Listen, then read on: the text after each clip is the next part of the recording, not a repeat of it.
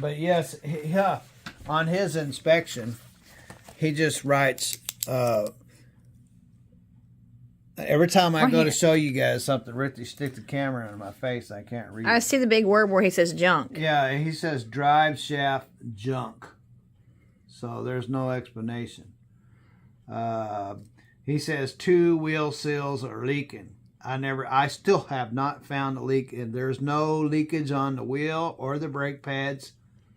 Driving for 600 miles. Plus, I put 600 miles on it, bringing it home. So that's 1,200 miles, and there's no oil leaks anywhere on anything. But he says these 2 wheel seals are bad, that he took a flashlight and looked down between the pad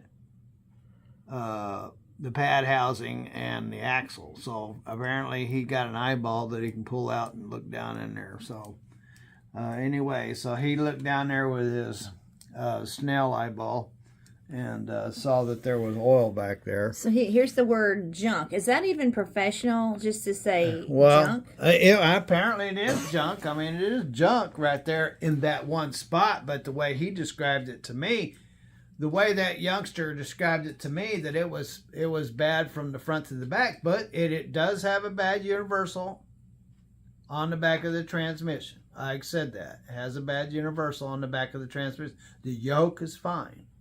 But he described it to me that the yoke was bad.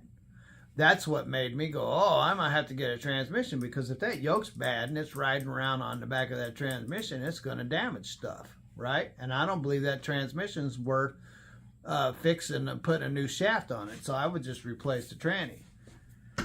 So that's what he said. What I found out, there's nothing wrong. Said that the yoke on the back of the transmission had slop in it. Well, the yoke on the back of the transmission does not have any slop in it. It's perfectly fine. If it had any slop in it, it would have damaged the speedometer housing.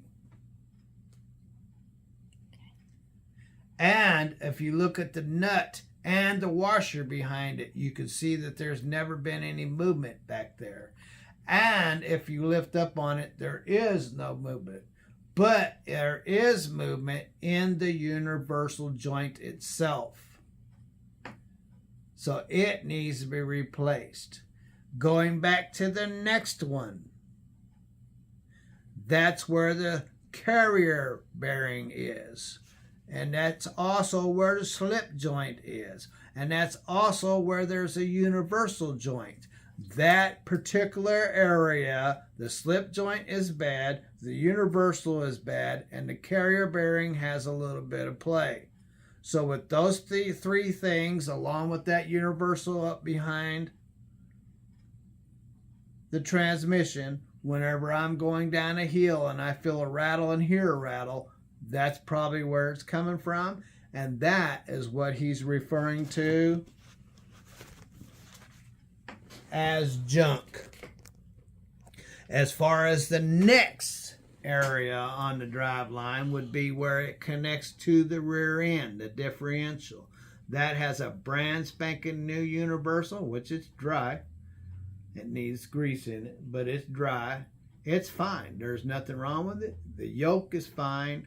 I pulled it back and forth and thought that it had more movement than it should, but looking at Ken's records, which are very detailed, that diff is a reman and it has just over 200,000 miles on it, and so there shouldn't be any issues there.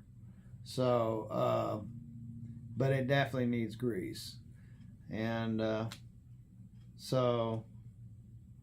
I mean, it had a little bit of movement going up and down, but it want a little bit of grease to take care of that. I mean, it's normal. It's brand spanking new. So the rest of them are not new, which I don't understand why, well, maybe they were in good shape 2 years ago when they put the rear end in it, but they're not in good shape now.